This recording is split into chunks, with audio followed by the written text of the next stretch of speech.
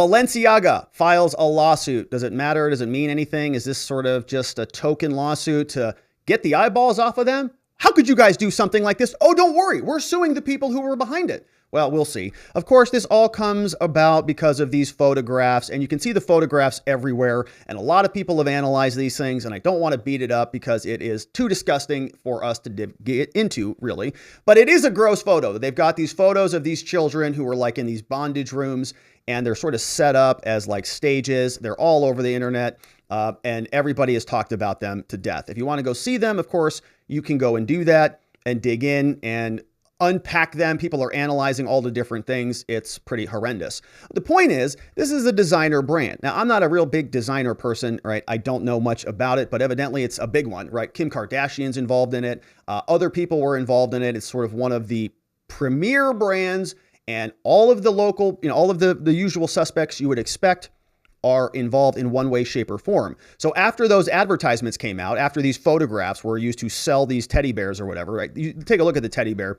That's part of what was for sale, this teddy bear in bondage. And, obviously being held by a young child there. So what happened was there was outrage, evidently, or obviously, from parents and non-parents, all people alike, once that became known. And the Washington Post and others have some backstory on this for us.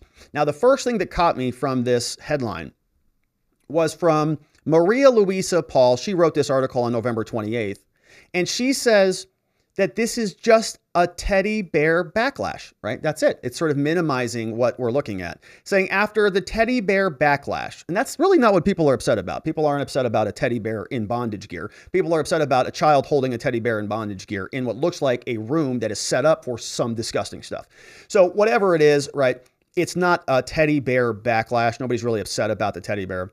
But Balenciaga, they came out and they announced a lawsuit for a separate ad, okay, which is what we're going to take a look at. So they're filing this lawsuit for an ad that's not even the actual images that most people are really upset about. It's from another image that we'll learn more about. Here's what a storefront looks like according to the Washington Post. They tell us Balenciaga had apologized just hours earlier for its new holiday campaign featuring children holding bags shaped like teddy bears wearing bondage gear when another controversy erupted last week.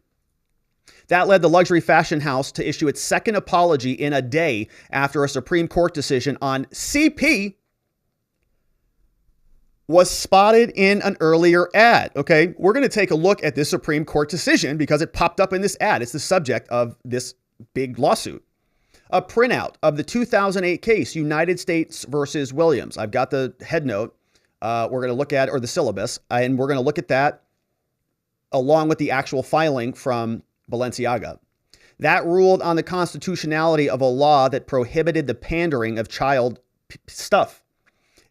It was photographed among papers scattered across a desk in an ad for a black and white purse that retails for over $3,000.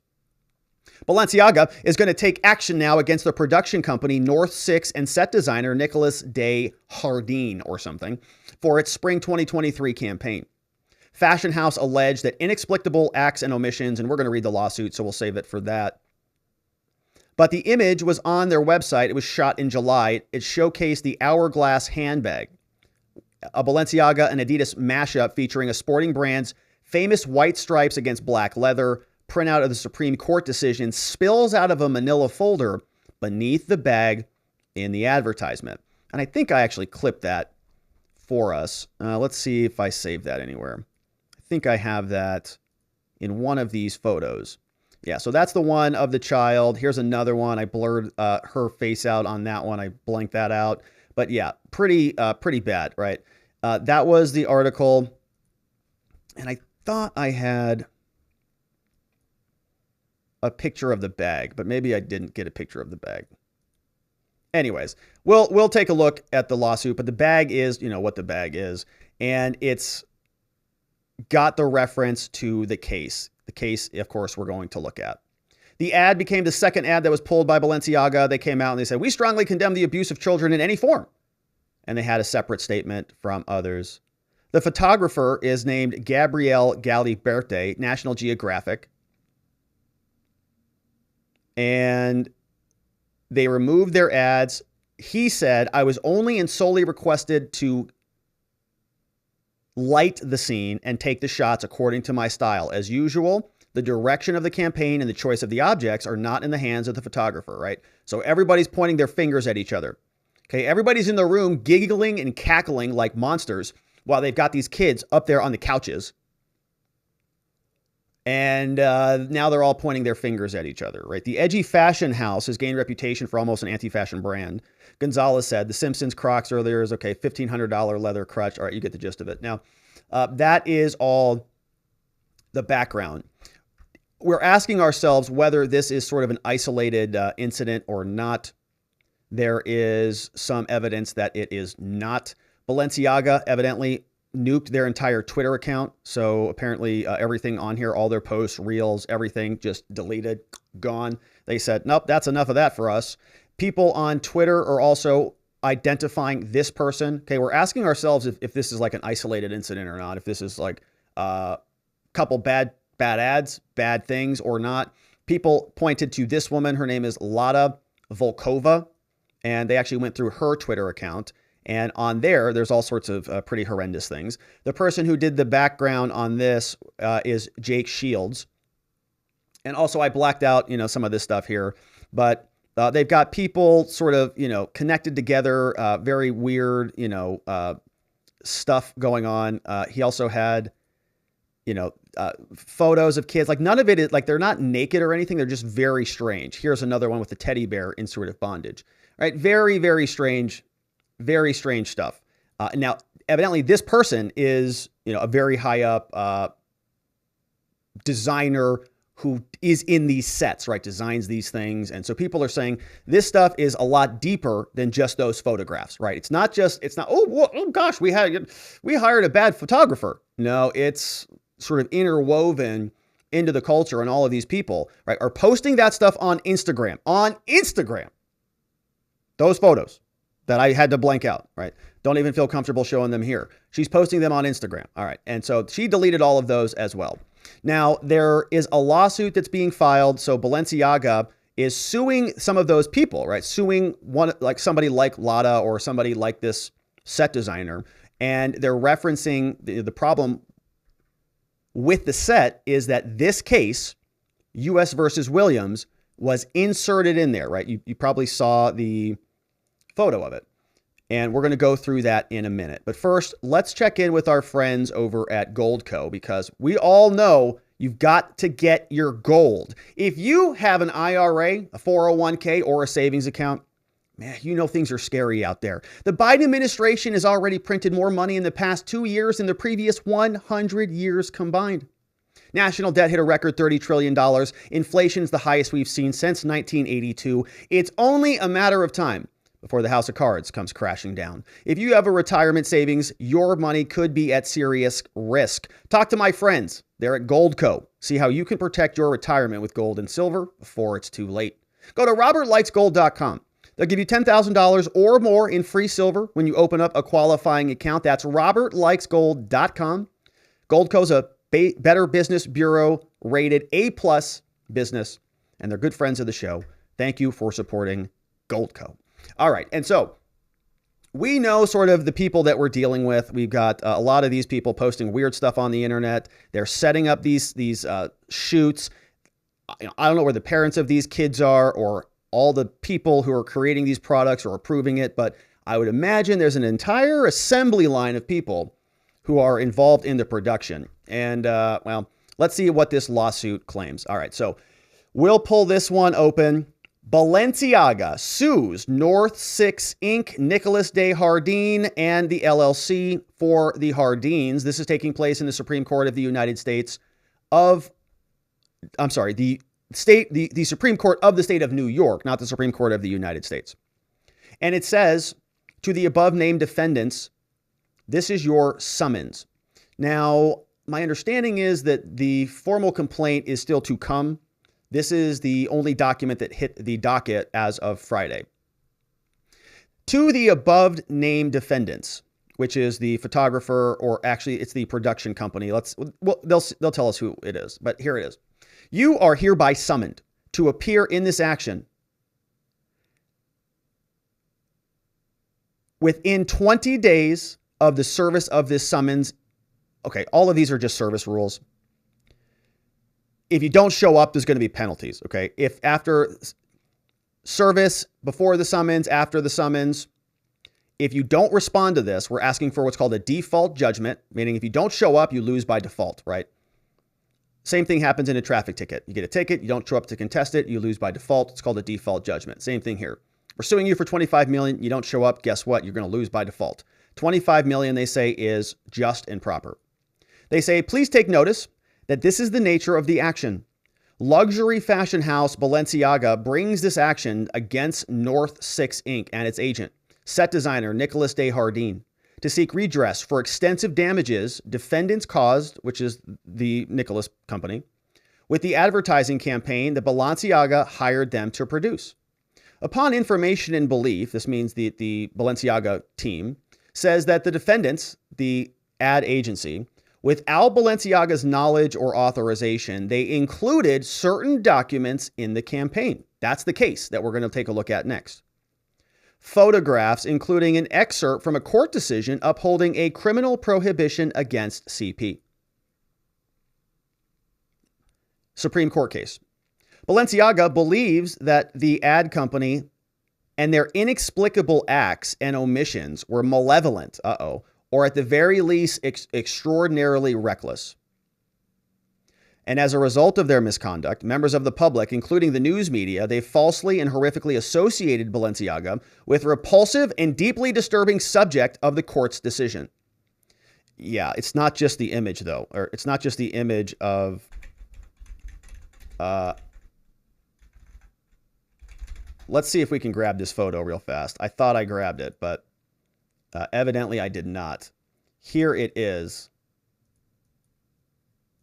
So this is what it looked like. All right, so if you zoom out on this, this is a screen grab from an ad, right? This is a clipping from Balenciaga.com. You click shop now to buy something, hourglass, whatever it is, manila folder, except it's black, and it is under this. If you zoom in on this, you see this case right here. I think that's 553 US, whatever that is. They talk about, so blank, blank, blank is not intercourse, but rather blank intercourse, even though through, it's not actually to have a reasonable viewer in that. Okay, you see that. That's on the Balenciaga website. This is the case that they're referencing. So let's go back to the lawsuit. They say that defendants are liable to Balenciaga for all harm resulting from this false association. So we have to ask ourselves, right? Did they malevolently do this? Did they put that in there? Did they say, oh gosh, this is a CP case? Or was it extraordinarily reckless? Like, did they just have a bunch of law stuff filed all over the place and like, hey, just grab a case brief of some, I don't know, pick a Supreme Court case. I don't know, just pick one. And then they just dropped it in there. Why would they put that one in there? I don't know. Lawsuit says, please take further notice that the relief sought by this action is monetary damages plus interest. Please take further notice that upon your failure to appear, judgment will be taken against you jointly and severally liable for $25 million. This action, meaning, they're all responsible if none of them show up to defend themselves, because there were several different defendants named in here. The action is brought in the New York Supreme Court because they believe that they live there or their businesses are in New York. Signed by a New York lawyer in New York, Karen Dechter, sending this over to the people responsible for evidently producing this ad, okay? Producing just the photo, right? Just this photograph, but not necessarily the other photos. They're very upset about just that case being referenced. They're not as upset about the other photographs of, I guess, the kids, right? Like, this is not the, as you just saw, this is not the subject of any of that other stuff. They're saying the case was the problem, not this, I guess, in this lawsuit. All right, so let's take a look at the case itself, the one that is actually being referenced. Now, this case was decided pretty evenly, or I'm sorry, pretty completely, almost unanimously. Here is what the decision looked like. From left to right, you can see the judges are ranked according to their ideology. John Stevens, far left, voted in favor of this decision. Ginsburg and Souter did not, but Breyer did, and Kennedy did. We got Roberts, Alito, and Scalia, and Thomas. So all the conservative judges, even the squishy conservatives, Kennedy and Roberts, voted in favor of it. Two libs got on there, Breyer and Stevens. They all said that this law was okay. They upheld it. So the case is United States versus Williams. It is a Supreme Court case. Let's take a quick look at it. Not too big because we're just looking at the syllabus. This is the syllabus. It sort of condenses the full case down into something that we can digest. Case is United States versus Williams. This is the subject of the Balenciaga lawsuit. They're very angry that a portion of this was contained in an advertisement that went public. And this is in front of the United States Supreme Court. The court is writing. They say that after this court found that a facially overbroad federal provision that criminalized CP, regardless of whether it was actually that was overbroad, Congress passed what's called passed a new law that made it illegal. Okay, so let's break, a lot happened right there. There was a prior case called Ashcroft v. Free Speech Coalition. There was a federal law already on the books. This case came in front of the Supreme Court. The Supreme Court said the federal law that criminalizes CP, it's too overbroad. It criminalizes too much free speech. You can't do that. So they said that law is bad. That law goes away. That was in Ashcroft v. Free Speech Coalition. Congress responded and they said, okay, look, then we screwed up on this law. We have to then create something new that brings and closes that gap because the Supreme Court just left that gap open. We got to close it. Congress did. Congress passed 18 U.S. Code 2252A3B. And now we're here. Respondent Williams is the guy who's appealing at the Supreme Court.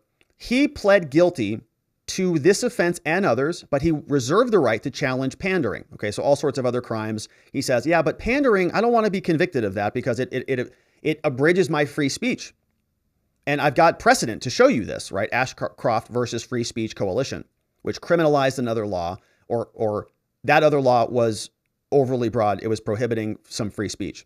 So the lower level district court rejected Williams' challenge, but the 11th Circuit reversed and they sort of connected it with the Supreme Court. And they said, hey, if the Supreme Court said in Ashcroft that was allowed or that law was unconstitutional, we're going to do the same thing. They found the statute overbroad and under the First Amendment said it was impermissibly vague under the Due Process Clause. Okay, so you see what's happened? So there's a law on the books. Somebody gets charged under it, works its way up to the Supreme Court. Supreme Court says, you're right, dude. Actually, the law is bad. It's overbroad. That law should go away. Law went away. Congress then closed the gap. Williams said, okay, well, that law that they just passed to close the gap, it's just as bad as the first law.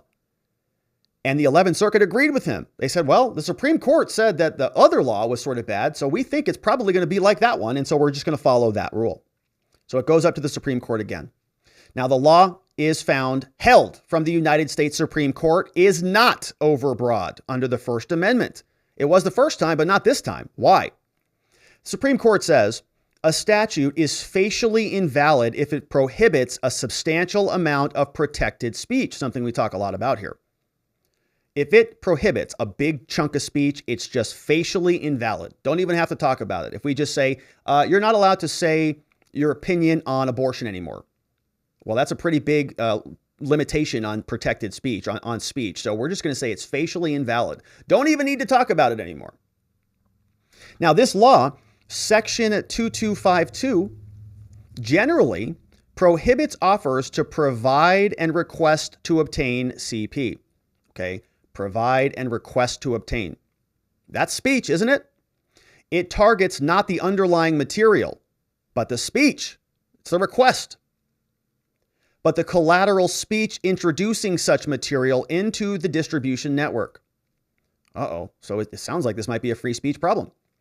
Its definition of material or purported material that may not be pandered or solicited precisely tracks the material held constitutionally prescribable in prior cases. They're talking about the different elements of the law that are needed. and what phrases may be appropriate, right? So they're going through some of the different interpretations of this. What does this mean and how is that interpreted? As thus construed, the statute right now that they're talking about in Congress does not criminalize a substantial amount of protected expressive activity. It's kind of limited, right? It's only really a couple phrases, and it's in relation to obtaining or transmitting certain material. Offers to engage in illegal transactions, those are categorically excluded from First Amendment protection, right? That's not protected speech. The 11th Circuit, the lower court, Supreme Court says, mistakenly believed that this exclusion extended only to commercial offers for contraband. But the exclusion's rationale is not based on the less privileged status of the commercial speech, but on the principle that offers to give or receive what is unlawful to possess no social value and thus enjoy no First Amendment protections. Yeah, so we ask about the utility of free speech. What is the speech necessary to accomplish? What is it supposed to do? Here, no social value in committing crimes. It's not useful. So we don't protect it. The constitutional defect in the pandering provision in the prior case was that it went beyond pandering and it prohibited possessing material that could not otherwise be proscribed, right? So it was overbroad. It meant also that this guy or whoever was the subject of that case could not obtain legal material as well. It was too overbroad. So they took that case, they applied it here. They say the 11th Circuit and their erroneous conclusion led it to apply strict scrutiny, and they shouldn't have applied that constitutional standard. And so they say that the current law, the new law that actually criminalizes the requests, is not impermissibly vague under the Due Process Clause either. A conviction fails to comport with due process, right? Due process meaning we all go through the formal mechanisms before we convict somebody. You know, if you, for example, if you're charged with a crime, you get arraigned, you get the charges described to you, you get the possibility of an attorney appointed for you. It's all due process protections to make sure that you don't get screwed, to make sure somebody doesn't say, we charged you with a traffic ticket and now you're going to prison for murder, right? Because nobody arraigned you, nobody told you what the charges are, nor no lawyer helped you or protected you.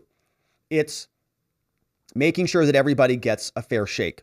A conviction fails to comport with due process if the law under which it is obtained, if it fails to provide a reason or a person of ordinary intelligence fair notice about what's prohibited, or is so standard that it authorizes or encourages seriously discriminatory enforcement, right? We want people to know what the law is. We don't want to make the law so confusing that nobody knows how it works or what it means. We don't want people to become entrapped into the law.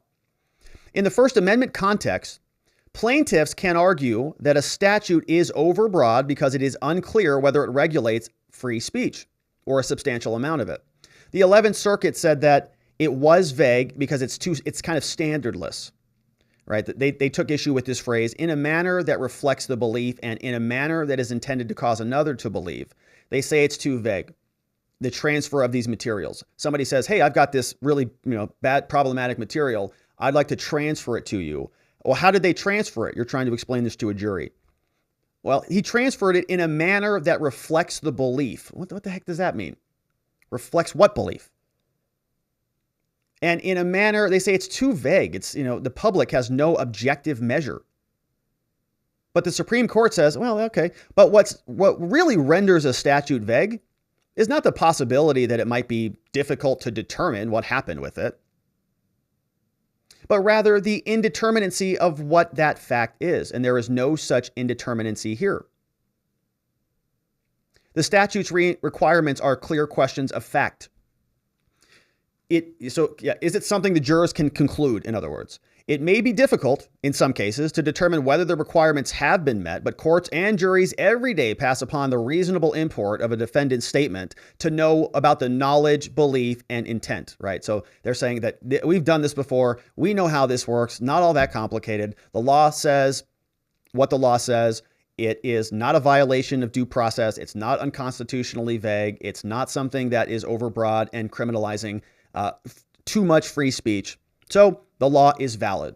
Now, this is a big loss for, I guess, Balenciaga people or whatever, whoever was creating these scenes and wanted this case in here. I don't know why they would insert this, because this upheld the law that criminalizes that conduct. So in other words, this guy lost his appeal. So Williams loses, right? Nope, sorry, that charge, that pandering conviction sticks, and there's nothing else to appeal.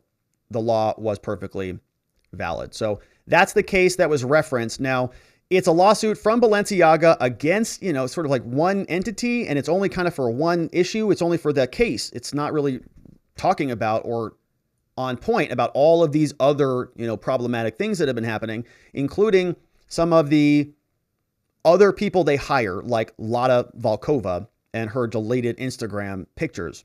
So the question becomes, is there going to be a mass cancellation? Because everybody knows that if there's anything that, Hollywood's good at, it's good at canceling people. And it's good at boycotting things. And they really get very animated with their virtue signaling when there are problematic figures out there. So now that we've talked about all of these, very interesting little overlapping areas that Balenciaga is involved in, people are asking themselves about some of their biggest spokespeople and whether or not they're going to stick with them. Kim Kardashian, one of the Balenciaga spokespeople, said, oh gosh, I've been really quiet for the past few days about this. Not because I haven't been disgusted and outraged by the recent Balenciaga campaigns, but because I wanted an opportunity to speak to their team, to understand for myself how this could have happened. As a mother of 4, says Kim, I've been shaken by the disturbing images. The safety of children must be upheld with the highest regard, and any attempts to normalize child abuse of any kind should have no place in our society. Period. All true. Kim says, I appreciate Balenciaga's removal of the campaigns and apology. In speaking with them, I believe they understand the seriousness of the issue and that they will take the necessary measures for this to never happen again. As for my future with Balenciaga, I am currently reevaluating my relationship with the brand, basing it off their willingness to accept accountability for something that should never have happened to begin with, and the actions I'm expecting to see them take to protect children. Oh, okay. So she's reevaluating. So she's not leaving them at all. Here's Blair White. She says, cut ties completely or you're full of crap, Kim. You are obviously kicking the ball down the road so you can continue your business relationship then once this blows over. It's not difficult to draw the line on this topic, and your inability to do so is telling. Drop them or your disavowal is meaningless. Yeah. So a lot of people sort of responding to this, right? Very curious. Now, as we know, Kim Kardashian evidently got canceled Kanye West because of his support of Donald Trump or other things. Don't really know. But very, very curious. Balenciaga also cut ties with Ye, right? They actually, when he was sort of saying things that they didn't like, which is a whole different thing, Balenciaga severed ties with Kanye. Bloomberg reported this back on October 21st. Said that Balenciaga's fashion label said it ceased working with the rapper and designer Kanye West, who now goes by Ye. And Balenciaga also nuked itself off of Twitter. The luxury brand deleted its account, while other firms have pulled advertising in the wake of sweeping changes after Elon took it over. So Balenciaga is, Elon's cleaning up the CP on Twitter. Balenciaga pulls right out of there. This is Kanye commenting on the Balenciaga saga, saying this is very interesting. Pay particular attention to those who are not speaking up or speaking out. We saw Adidas freeze my accounts. We saw me get debanked. And you think if that can happen to someone like me, what's happening to all of America? What's happening to all the world? If you have an opinion, even if you speak up, there's so many people that they're working a regular job and they know if they say anything to their manager, then they'll lose their position, they'll lose their job. Right. They tried to destroy me in press. They tried to destroy all of my businesses at the same time, and the world saw it, and no one's saying anything. You know, as far as like none of the celebrities, so this just shows you all celebrities are controlled. You don't see no celebrities talking about the Balenciaga situation, right? So that just shows you all of these celebrities out here, don't let them influence you in any way, because they're controlled by the people who really influence the world. There's no such thing as a celebrity influencer. Just a bunch of puppets who are just repeating the same garbage that they're told to repeat. Whatever it is, they just bounce from issue to issue to issue like the bouncing ball that we follow along. That's Kanye responding to the Balenciaga saga. And of course, we'll continue to cover this lawsuit if there's anything interesting. Honestly, you know, I don't know what exactly is going on with this, because they filed this lawsuit, what feels like an almost irrelevant lawsuit. Like they filed it for one of the most minor issues on this whole thing. You know, these other issues are dramatically more serious. You know, I'd be very curious if the DOJ is looking into any of this stuff at all. Amazing. So we'll continue to cover it. Thanks for liking this video wherever it is you're watching it. We'll look forward to seeing you on the next one.